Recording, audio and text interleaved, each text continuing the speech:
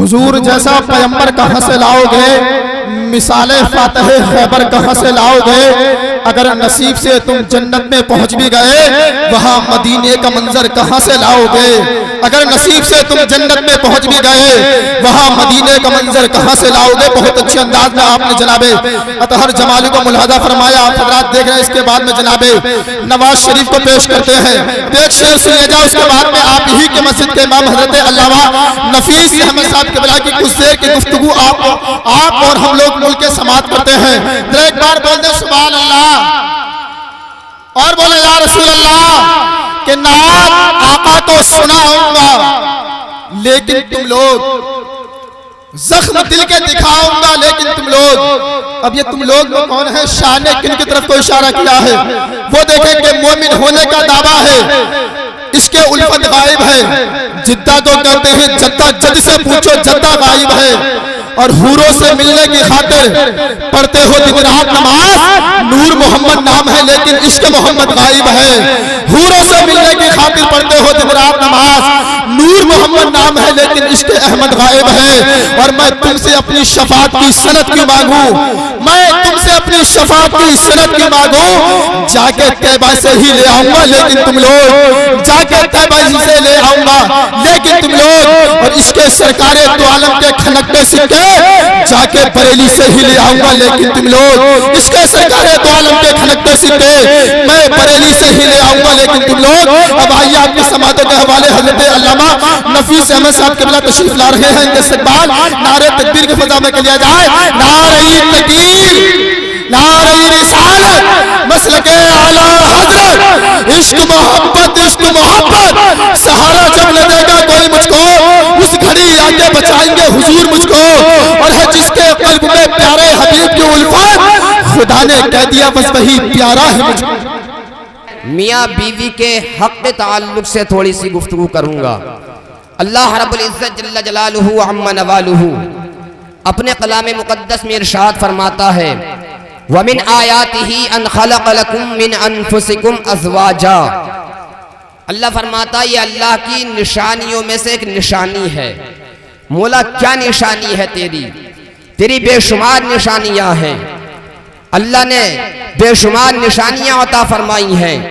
ये क्या निशानी है? फरमाया अन खलक़ लकुम मिन अनफुसिकुम अज़वाजा, कि अल्लाह ने तुम्हें एक नफ्स से पैदा फरमाया, एक जान से पैदा फरमाया। एक नफ्स से पैदा फरमाने के बाद में अज़वाजा तुम्हारे जोड़े बनाए। तुम्हारे जोड़े किस लिए बनाए मौला? ये नफ्स से पैदा फरमाने के बाद में जोड़े किस लिए बनाए हैं? बीवी के लिए शोहर, शोहर के लिए बीवी किस लिए बनाई? मर्द के लिए बीवी औरत, औरत के लिए मर्द क्यों किस लिए बनाया? फरमाया अज़वाजन लितस्कुनू इलैहा, ताकि तुम आपस में सुकून इख्तियार करो, आराम इख्तियार करो, तुम्हारे दिल को चैन मिले, तुम्हारे दिल को करार मिले, तुम्हारे दिल को सुकून पहुंचे। इस पता चला कि औरत जो है मर्द के दिल का सुकून है, औरत जो है मर्द के दिल का चैन है, औरत जो है मर्द के दिल का आराम है। क्योंकि कुरान कहता है लितस्कुनू इलैहा, ताकि तुम्हारे तुम सुकून इख्तियार करो, ताकि आराम इख्तियार करो। मौला आगे क्या है? फरमाया वजअल बैनकुम मवद्दतन व रहमा। और अल्लाह ने सिर्फ सुकून इख्तियार करने को नहीं फरमाया, फरमाया मैंने एक नफ्स से पैदा फरमाया, तुम्हारे जोड़े बनाए। और जोड़े इसलिए बनाए ताकि तुम सुकून इख्तियार करो, आराम इख्तियार पाओ। फरमाया वजअल बैनकुम मवद्दतन व रहमा। और अल्लाह ने तुम्हारे दरमियान मोहब्बत को रख दिया है, मवद्दत को रख दिया, मोहब्बत को रख दिया, मवद्दत को रख दिया। आप देखते हैं इधर निकाह होता है, उधर दोनों के अंदर मोहब्बत पैदा हो जाती है। निकाह होते ही दोनों के अंदर मोहब्बत पैदा हो गई। बीवी के दिल में शोहर की मोहब्बत, शोहर के दिल में बीवी की मोहब्बत पैदा हो गई। अब मतलब क्या है कि अभी तो निकाह हुआ है, अभी दोनों ने देखा भी नहीं है, लेकिन जैसे निकाह हुआ, जैसे इजाब कबूल हुआ, वैसे ही निकाह दोनों से होने के बाद में दोनों के दिलों में मोहब्बत पैदा हो जाती है। क्यों? क्योंकि किसी दुनिया ने, दुनियादार ने उनके दिलों में मोहब्बत नहीं डाली, अल्लाह ने उनके दिलों में मोहब्बत रखी। वजअल बैनकुम मवद्दतन व रहमा, अल्लाह ने तुम्हारे दरमियान मोहब्बत को रख दिया है, मवद्दत को रख दिया। इन्ना फी ज़ालिका लआयातिन लिक़ौमिन यतफ़क्करून। और ये अल्लाह की निशानी है गौर व फिक्र करने वालों के लिए, जो उसमें गौर व खोज करते हैं, गौर व फिक्र करते हैं, जो उसमें तफक्कुर करते हैं, जो उसके फिक्र में लगे रहते हैं, उनके लिए ये अल्लाह की बहुत बड़ी निशानियों में से एक निशानी है। आज हम एक शादी के ताल्लुक से यहाँ पर प्रोग्राम को सजाए हुए हैं, लेकिन आज हमारे अंदर जो कमियां हैं, हमारे अंदर जो खामियां हैं, हमारे अंदर जो बुराइयां हैं, आज निकाह के अंदर अभी हमारे इमाम साहब फरमा रहे थे कि निकाह को आसान करो। मेरे नबी का फरमान है कि बरकत वाला निकाह वो है जिसमें खर्चा कम हो, जिसमें खर्चा कम हो, जिसमें अखराजात कम हो। सबसे बड़ा बरकत वाला निकाह वो है। आज हमने निकाह को जो बरकत वाला था बेबरकती बना दिया है। अल्लाह अल्लाह, उसके साथ साथ ना जाने कैसी कैसी खुराफातें, ना जाने कैसे कैसे नाच गाने, ना जाने कैसे कैसे तमाशे आज हम अपनी शादियों में रचाते हैं। अल्लाह मुझे बताओ, कुरान कहता है इहदिना सिरातल मुस्तकीम, ए मौला हमें सीधे रास्ते पर चला।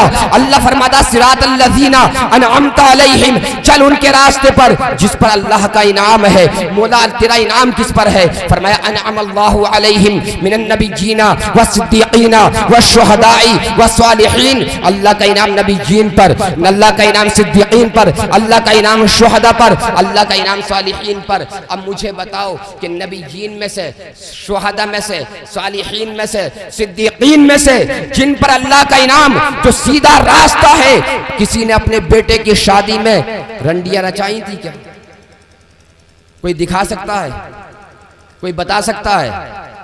नबीयीन में से, सिद्दीकीन में से, शुहदा में से, सालिहीन में से जिनका रास्ता सीधा रास्ता है, जिनके रास्ते पर अल्लाह हमसे चलने को कहता है कि चल उनके रास्ते पर जो सीधा रास्ता है। अब बताओ, नबीयीन का सीधा रास्ता, सिद्दीकीन का सीधा रास्ता, शुहदा का सीधा रास्ता, सालिहीन का सीधा रास्ता, किसी ने भी अपने बेटों में से उनकी बेटों की शादी हुई तो खुराफात की नहीं दिखा सकती।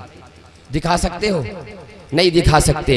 अब कोई खड़ा हो जाए मजमे में से और कहने लगे हाफिज शकील साहब, हम मुझे तो तुम ये बताओ, तुम तो ये कहते हो कि नाच गाना किसी ने दिखाया, तुम हमें ये दिखाओ कि अपने शादियों में, अपनी शादियों में या अपने बेटों के शादियों में किसी ने नबी की महफिल को सजाया है, किसी ने जश्न इश्तिराके हयात सजाया है, किसी ने जलसा मुनाकिद किया है? तो हाँ हाँ, हम सीना ठोक कर कहेंगे हाँ, सबसे पहले नबी का जलसा, नबी का मिलाद, नबी की महफिल को किसी और ने नहीं, तेरे मेरे बाप हजरत आदम ने जन्नत में सजाया था।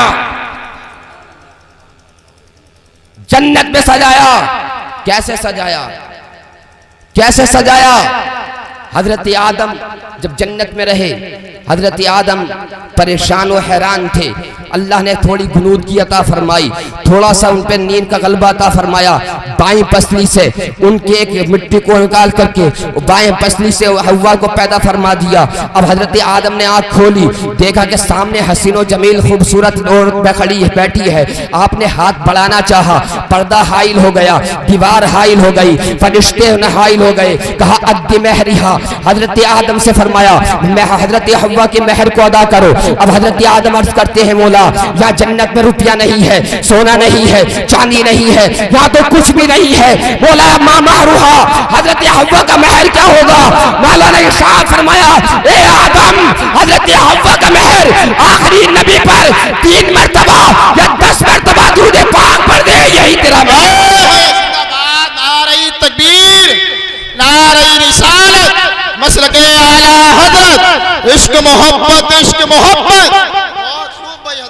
ये कोई आम किताब में नहीं, तफसीर जलालैन शरीफ के सूरतुन निसा जहाँ पर शुरू हो रही है, हाशिए पर पढ़ करके देख, वहाँ पर लिखा है। और मुख्तलिफ रिवायात हैं, 3 मरतबा की भी है, 10 मरतबा की भी है, 20 मरतबा का भी है, बल्कि बाज़ मुफस्सिरीन ने तो 1000 तक का 100 का भी कौल किया है कि 100 मरतबा दुरूद पाक पढ़ या 1000 मरतबा दुरूद पाक पढ़।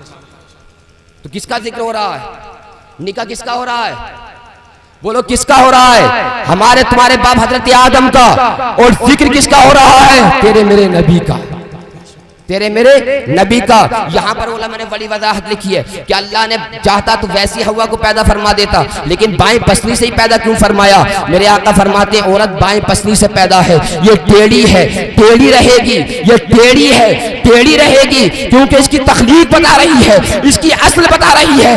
बाएं पसली टेढ़ी होती है, अगर इसे मोहब्बत से काम कर लोगे तो ये सीधी रहेगी, और अगर इसका सीधी करना चाहोगे तो ये टूट जाएगी। कसुआ वो तलाक हुआ, और इसका टूटना उसकी तलाक हुआ करता है, इसका टूटना उसकी तलाक हुआ करता है। और यहाँ पर और बहुत सारी वजाहत है कि बाएं पसली से ही क्यों है, क्योंकि दिल भी बाएं पसली की तरफ होता है। अल्लाह चाहता तो सीने सर्च की हड्डी से ही पैदा फरमा सकता था, अल्लाह चाहता तो पैर की हड्डी से भी पैदा फरमा सकता था, अल्लाह चाहता तो और किसी आज़ा से पैदा